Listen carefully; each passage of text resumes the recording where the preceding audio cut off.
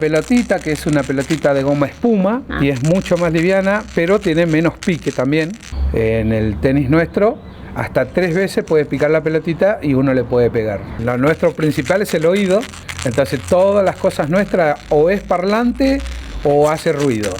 Todas las cosas. Y el deporte, en el caso del deporte, son ruidos. Los jueves, de la 1 de la tarde a 3:30 más o menos que estamos, también nos sirven si quieren pasar, aunque sea por curiosidad, a ver, porque el deporte nuestro, esto del tenis, se necesita mucho lo que se llama ball boys, que sería el que alcanza las pelotitas. Todo se puede, todo se puede. Al techo se lo pone uno.